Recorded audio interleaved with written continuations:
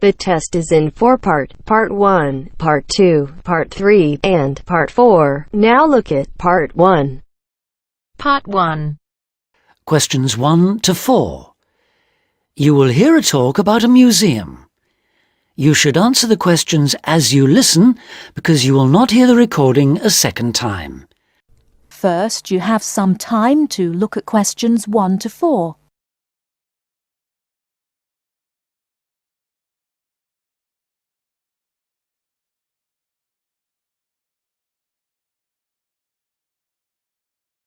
Listen carefully and answer questions 1 to 4.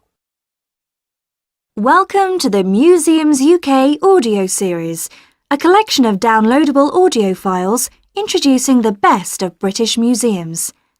My name's Sam Cooper, and in this file I'll be introducing the Ashmolean Museum of Art and Archaeology in Oxford, with its fabulous collections of Eastern and Western art, antiquities, casts and coins.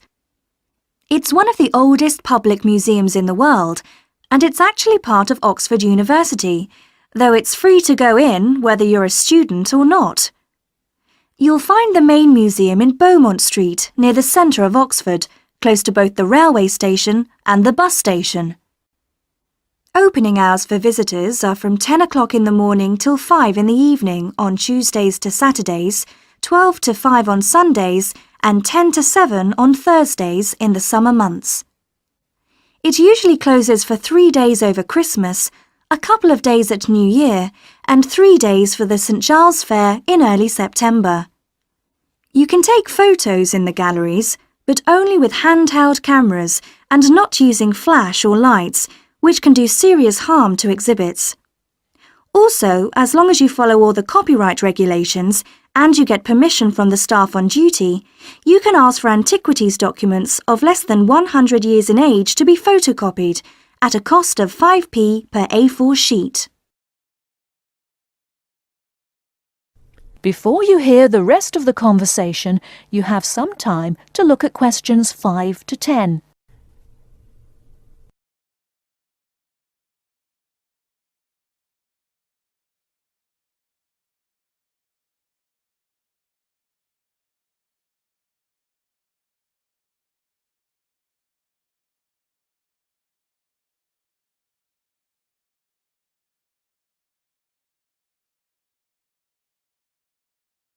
Now listen and answer questions 5 to 10. Perhaps not surprisingly, given its links with the university, the Ashmolean has an education service for schools and the general public. Activities include guided group visits, which for adults last 60 minutes and cost £4 each. This makes the minimum price per group £28, as group sizes vary from 7 to 15 people. Visits by groups of young people take the same amount of time as the adult tours, but cost just £2 for university students. So, with at least 7 to a group, the lowest price is £14, though please note that there's an upper limit of 14 group members rather than the 15 for adults. For schools, there are visits to suit all age groups, and for the most popular ones, such as those to see the Greek and Egyptian collections, it's best to book a term in advance. Tours last 50 minutes, starting at 10:15, 11:30 and 1:15, with a maximum of 13 children per group. Now, if you're free in the middle of the day, why not go along to one of the 45-minute lunchtime talks? There's a really wide range of topics. On the 19th, for example, the subject is Greek mythology, and on the 20th, there's Celebration of India. Both begin at 1:15, the usual time for these talks, and they're held every Tuesday, Wednesday and Friday. Another regular feature, on Saturday mornings through to the afternoons, are the workshops. If you're interested in developing your own illustrative and artistic skills, these are for you. They're aimed at artists of varying levels of experience and are always led by practicing artists. Running for 6 hours from 10 o'clock, this is wonderful value at just £5, including basic materials, and also a decent cup of coffee. That is the end of part 1. You now have half a minute to check your answers.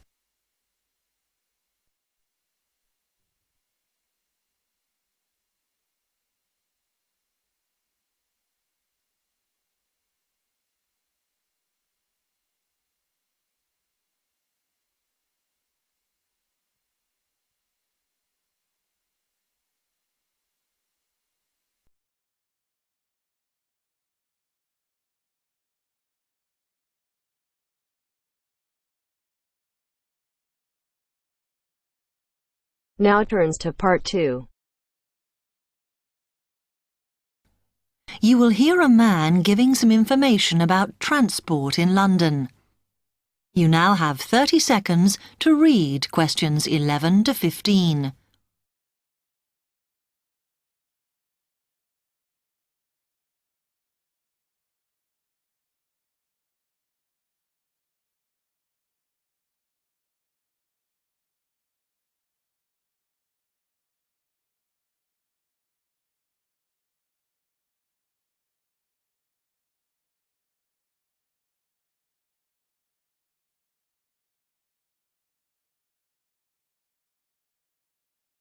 Hello, can I help you? Oh, yes. I was wondering what the best way was for me to get around London. Well, there are a lot of possibilities. As you probably realise, the main ways to get around are bus, train and tube. Oh? The underground. Oh. It depends how much you want to spend. All forms of transport offer special tickets, such as cheap day returns on the trains and so on. Overall, you'll spend less on the bus as it operates on a basic flat fare for each journey. But of course it may not go to where you need to travel to. The mainline trains only operate in the outlying areas, though a few cross London, whereas the tube has stations which are placed in central areas of the city, close to the main sites and shops. Obviously there are more bus stops, but you will probably have to change buses to get where you want, which can be inconvenient. You will find that the buses are mainly in the central areas, but some tube lines go quite a long way out of London, so you could use this for longer journeys. Having said that, the tubes do get very crowded, so you should use the train if you want to sit down. It does depend where you're travelling to. Well, I'm living on the outskirts, but I have to travel into London to college every day, and then around London when I'm here. OK, so time is going to be an issue for you. The tube should be fast crossing London, but quite honestly, there are so many delays that it's not very efficient. Again, the train has fewer stops, so is probably your quickest option to get to and from college. Of course, which service you use might depend on how frequent it is. I mean, the trains might only be every 20 minutes or whatever, but a timetable is published to save you hanging around. There are a lot of tube trains at busy times of day, but fewer at other times. Whereas the buses run every 5 minutes through most of the day, and there are night buses. But you'll need to check out your route first. You now have 30 seconds to read questions 16 to 20.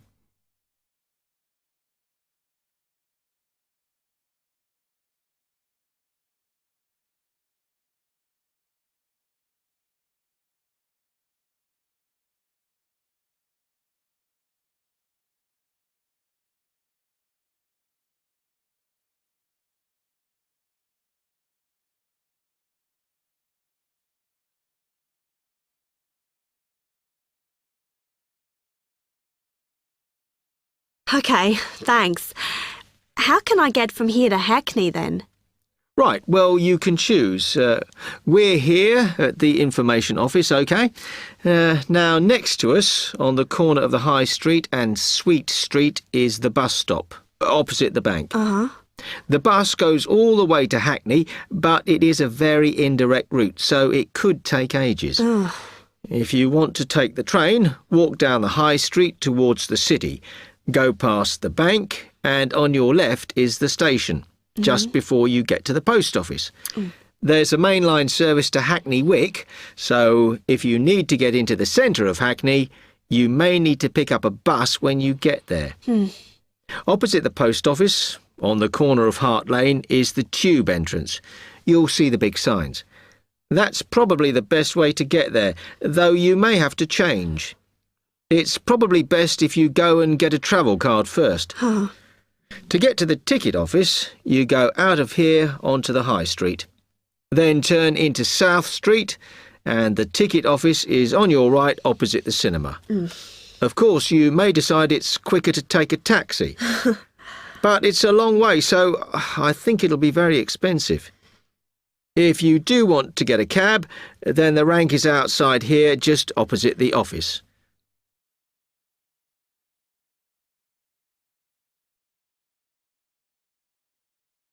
That is the end of part 2.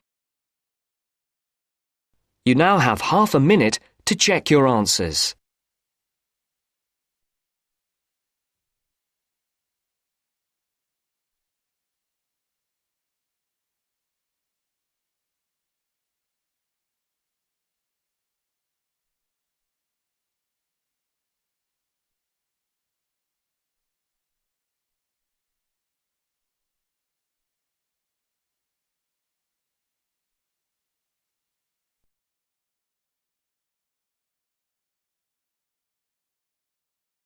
Now turns to part 3. Part 3.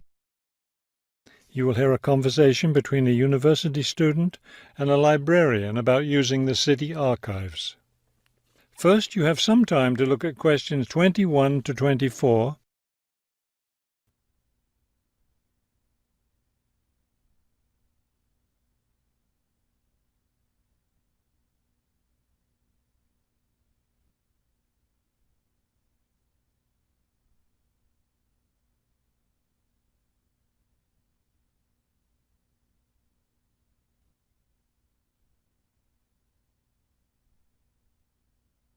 As you listen to the first part of the conversation, answer questions 21 to 24.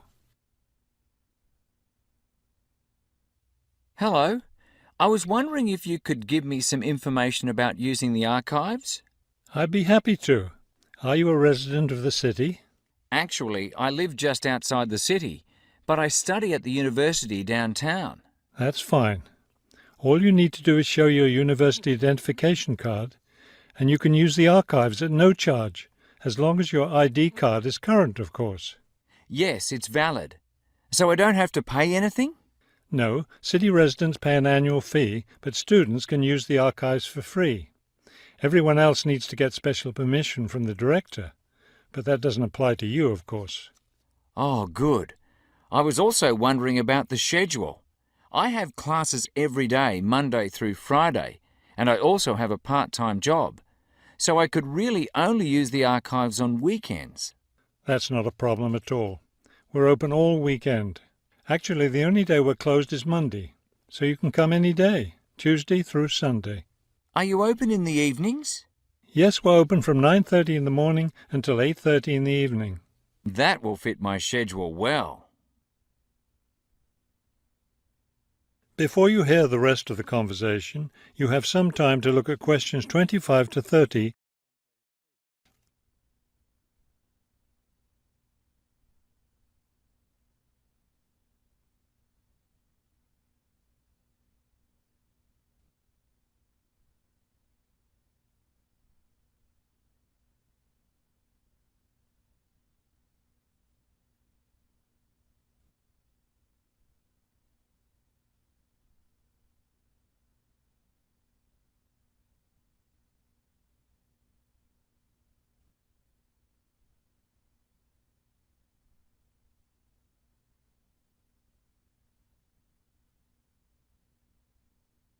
Now listen and answer questions 25 to 30. Is there something else I can help you with? Yes. One thing I'll be needing to see for one of my class projects is old photographs. Do you have photographs of the city in the 19th century that I could look at? Yes, we store all the photographs in the basement. Those stairs over there will take you down to the photography collection. Just tell the librarian there what you're interested in, and he'll help you. Those would be 19th century photographs? Yes, the entire collection is there. Now, if you're interested in seeing documents from the 19th century, those are right here on the ground floor. I would like to see some of those documents. Does that collection include newspapers too? No, all the newspapers from the earliest ones in the 18th century up to the current time are on the second floor. Here, let me just give you this map of the archives and you'll be able to find whatever it is you need. Thank you. Oh, I see you have a whole room devoted to maps. Yes, on the third floor. That's great, because one thing I need to do is look at how the city has developed over time. I'm sure you'll find a lot of helpful information there. Of course, some of the maps are several centuries old, so generally visitors are only allowed to see photographic reproductions of them. That shouldn't be a problem. What's this on the fourth floor? Ogden's woolen mill. As I'm sure you know, Ogden's woolen mill was the major entity responsible for the growth of this city in the 19th century. The Ogden heirs gave money for the archives to devote an entire floor to information about the history of the mill. Will I be able to find information about the Ogden family there? Photographs, personal papers, things like that? Probably the family photographs are stored downstairs in the photography collection. The personal papers would be on the fifth floor, where we keep all the personal papers of famous residents of our city. Thank you so much for your help. I'll be able to do a lot of my research here.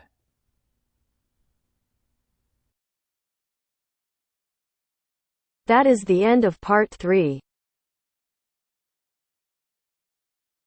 You now have half a minute to check your answers.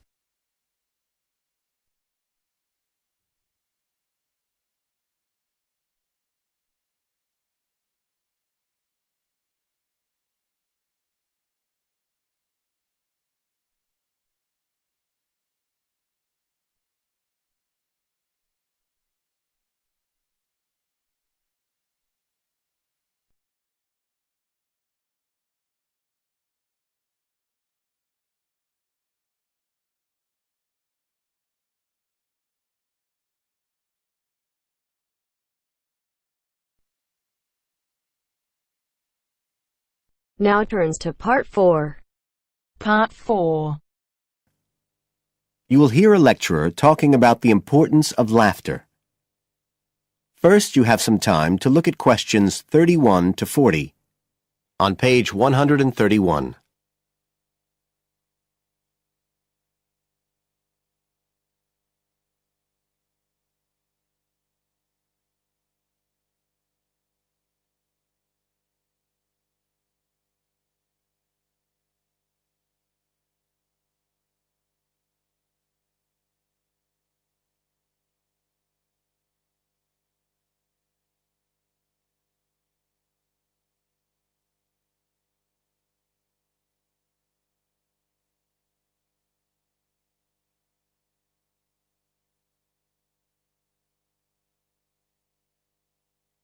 Now listen carefully and answer questions 31 to 40.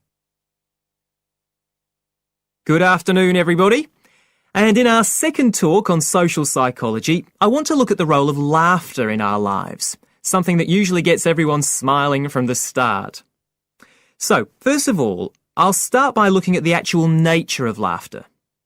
Well, when someone laughs, you've got movement of the muscles of the face and the chest, and you've got sound formed when the air's forced out of the body as part of this process. So we're talking about a physical activity. But obviously, other things are involved as well. And this is where it gets more complicated. Laughing isn't something that you normally decide to do, so it's not voluntary behaviour like ordinary speech. Instead, it's regulated by our instincts, rather like the singing of a bird or the roaring of a lion. And once you start to laugh, it can be quite hard to stop. That's not always under your conscious control either. But why do we laugh? Because we find something funny, most of us would say. But in fact, it appears that laughter has little to do with jokes or funny stories. Only about 10% of laughter is caused by things like that. One suggestion is that human laughter may have originally started out as a shared response to signal relief at the passing of danger. And it's true that even these days, laughter's rarely an activity carried out by an individual on his or her own. In fact, people are 30 times more likely to laugh when they're with other people than when they're completely alone. Laughter still seems to be a kind of social signal. It occurs when people are in a group and they're comfortable with one another. And it seems likely that laughter can result in the creation of bonds between the people in the group. And it's precisely because of this social aspect of laughter that people like public speakers and politicians often try to get their audience to laugh. It encourages their listeners to trust them and to connect with them. But this kind of thing, controlling the laughter of a group that is, indicates that there's a link between laughter and power, and this is supported by several studies that indicate that bosses use humour more than their employees. And research has also shown that female listeners are likely to laugh much more if the speaker is male, so it appears that there are gender issues associated with how much we laugh. I should also point out that laughter can be used as a negative signal as well as a positive one. I think we've all probably seen evidence of a group using laughter to exclude someone, to emphasise that they are not accepted. So it's not always a positive type of behaviour either. So what all this goes to show is that laughter is a very, very complex issue.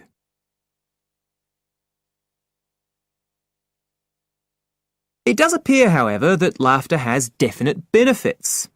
If we look first at the psychological aspects, we know that people often tend to store negative emotions such as anger, sadness and fear, rather than expressing them.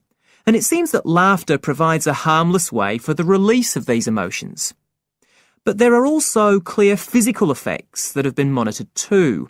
For example, laughter is good aerobic exercise. It speeds up heart rate and respiration and raises blood pressure. One researcher suggests that 100 laughs a day is the equivalent of 10 minutes jogging. Laughter also helps prevent the stress that so many people suffer from today, which results from the faster pace of life and all that goes with it. It does this by reducing the levels of hormones in the blood which are caused by stress. And in addition, it is known to increase the levels of chemicals that protect the body from infection or pain. And so it helps to boost the immune system. One interesting study showed that people who had had surgical operations asked for fewer painkillers if they'd been viewing comic films. In fact, research has even shown that the quality of dreams can be positively affected by laughter. A good laugh 10 minutes before going to sleep can prevent you from having bad dreams and give a much more pleasant and restorative night's sleep. So there's now little argument that finding things funny and enjoying a good laugh is extremely beneficial to us all. What we need to consider now are the ways in which laughter can be used as a treatment for people who... That is the end of part 4. You now have half a minute to check your answers.